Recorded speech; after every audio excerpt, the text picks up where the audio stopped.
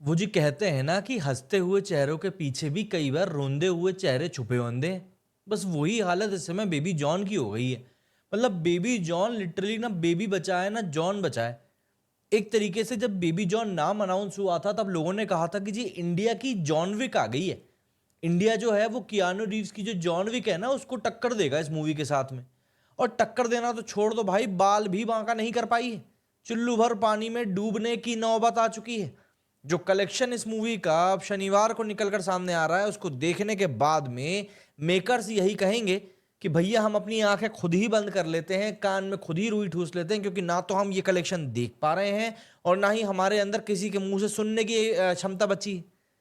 180 करोड़ रुपए के बजट की मूवी यहां पर 80 करोड़ रुपए कमाने में भी इतनी स्ट्रगल करने वाली है, ये किसी ने इमेजिन भी नहीं किया था। और मूवी को लेकर बातें तो ऐसी हो रही थी कि लग रहा था कि भाई this is going to be the next big thing of the Bollywood. लेकिन भाई अभी चलिए सिकंदर का टीजर आ गया, उसके टीजर को देखने के बाद में कई लोगों को अच्छा लग रहा है कि नहीं यार ये सिकंदर कुछ मचा सकती है।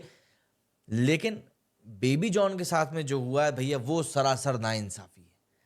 अभी देखिए मैं बात कर रहा था जब अभी टीजर में सिकंदर के, तब मैंने आपको बताया था कि ए आर मुरुगदास साहब जो हैं वो सिकंदर को बना रहे हैं। काफ़ी अच्छा डायरेक्शन रहा है उनका।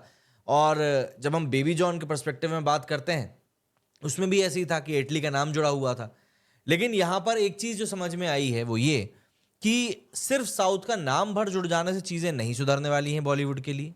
आपको कहानी पे काम करना पड़ेगा, आपको सही तरीके से स्क्रीन प्ले के ऊपर काम करना पड़ेगा, एंड मोस्ट इंपॉर्टेंटली आपको समझना पड़ेगा कि क्या जो चीज़ आप ऑडियंस के सामने रखने जा रहे हो वो वाकई में ऑडियंस क्या सुनना चाह रही है, देखना चाह रही है, उसको एंजॉय करना चाह रही है।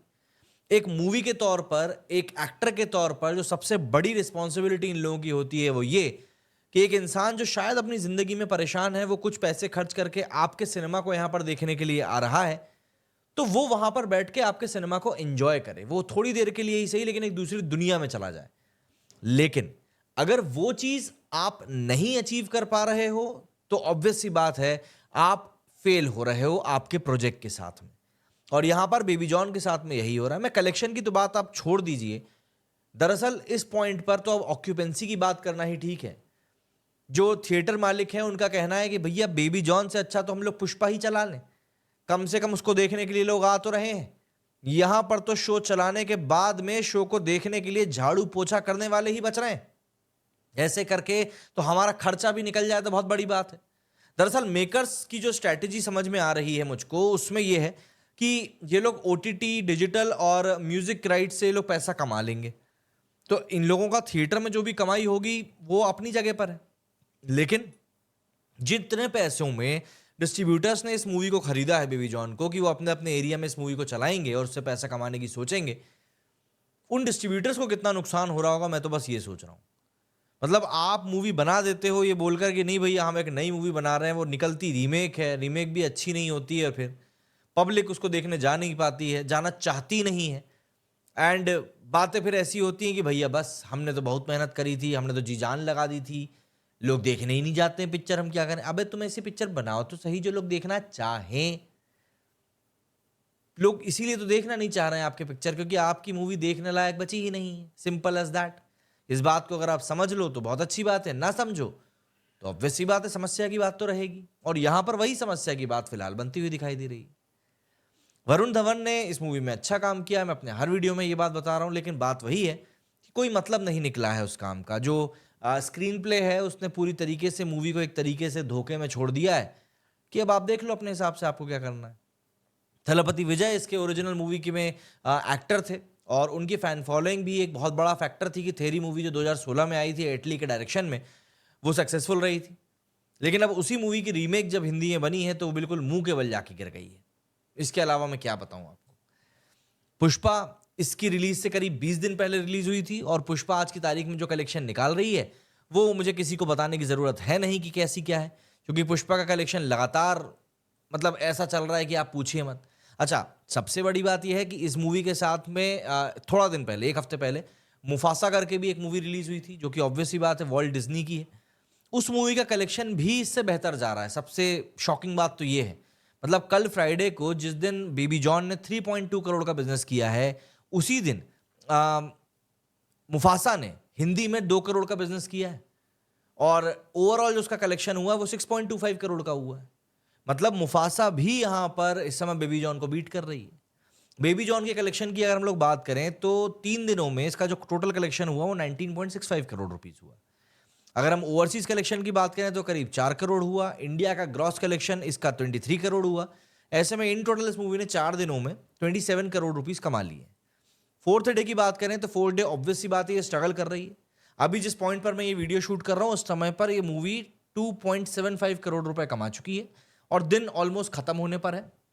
ये मूवी 4-4.5 करोड़ से ऊपर का कलेक्शन सैटरडे को भी नहीं करने वाली, जो कि एक बहुत बड़ा सेटबैक होने वाला है इस मूवी के लिए। क्योंकि अगर इस सैटरडे तो आज का निकल ही गया, अगर सैटरडे और संडे में ये मूवी कलेक्शन करके नहीं निकालती है तो ये बहुत बड़ा सेटबैक होने वाला है इस मूवी के लिए। क्योंकि इसके बाद में उम्मीद खत्म है। आप समझिए 31 और 1 तारीख को इतना बड़ा कलेक्शन नहीं निकलेगा जितना कि सैटरडे और संडे को निकलना था और बेबी जॉन टोटली यहां पर फ्लैट होती हुई दिखाई दे रही है। सैटरडे को इसका कलेक्शन 4.5 करोड़ से ऊपर हो जाए तो बहुत बड़ी बात है, क्योंकि यहां पर तो कुछ भी ऐसा नहीं होता हुआ दिखाई दे रहा है कि इस मूवी में कुछ भी मिरेकलस कलेक्शन हो पाएगा। मतलब पुष्पा अपनी रिलीज के 24th डे इस मूवी से बहुत बेटर कर रही है, बल्कि 100% कलेक्शन इससे ज्यादा निकाल रही है। 100% भी नहीं यार, 400% कलेक्शन इससे ज्यादा निकाल रही है पुष्पा अपनी रिलीज के 24th डे में, जो मूवी चौथे दिन नहीं कर पा रही है। और ऐसे में जब पब्लिक बोलती है कि यार बॉलीवुड में दम नहीं बची है, तो फिर ये मेकर्स जो होते हैं या एक्टर्स जो होते हैं वो बोलते हैं देखिए जरा, लोग तो हमको ट्रोल करते रहते हैं। भाई एक बहुत पुराना सिद्धांत है कि चढ़ते हुए सूरज को पूरी दुनिया सलाम करती है, लेकिन मैं इस बात को मानता हूं कि डूबते हुए सूरज में भी तपिश होती है। और अगर आप आज के डूबते हुए सूरज हो तो आपको उस बात को प्रूव करना पड़ेगा कि भाई हम में तपिश बची है। मतलब कि आपको कोशिश करनी पड़ेगी। जैसे भी हम क्रिकेट की फील्ड पर देखते हैं, भाई रोहित और विराट 2 खिलाड़ी हैं जो कि अपने करियर के आखिरी पड़ाव में हैं। रोहित को देखकर लगता है कि भाई तुम कल रिटायरमेंट ले लो, रोहित को देखकर लगता है कि तुम कल रिटायरमेंट ले लो, और विराट को देखकर लगता है चलो शायद ये अभी कुछ कर लेगा। और दोनों में अंतर सिर्फ इंटेंट का है। विराट कोहली की कोशिश थोड़ी कोशिश जैसी लगती तो है। वही चीज बस मैं चाह रहा हूं कि बॉलीवुड कम से कम ऐसे ट्राई तो मारे जिसको कि देखकर लगे कि चलो ठीक है, they are trying to do something at least. एक मूवी उठाकर उसका बिल्कुल कॉपी बनाकर परोस देना और फिर पब्लिक से एक्सपेक्ट करना कि नहीं भाई आप तो इस मूवी को भी देखने के लिए जाओ, ऐसा नहीं होता है। ऐसा बिल्कुल भी नहीं होता है। और अगर आप ये एक्सपेक्टेशंस रख रहे हो तो मुझे नहीं लगता कि आपसे ज़्यादा भोला भाला कोई है। ये सिचुएशन कहीं से कहीं तक भी मूवीज़ के लिए तो एटलीस्ट अगर मैं बोलूँ तो कहीं से कहीं तक भी सही नहीं है। और फिर ये हंसते हुए चेहरों के पीछे रोते हुए चेहरों का जो ये मुखौटा है ना, ये मुखौटा वाकई में बिल्कुल एप्ट है इस समय मेकर्स के साथ में, और वो उन सब लोगों के लिए जो वाकई में बेबी जॉन को अंधों की तरह सपोर्ट कर रहे हैं कि नहीं भैया इस मूवी में।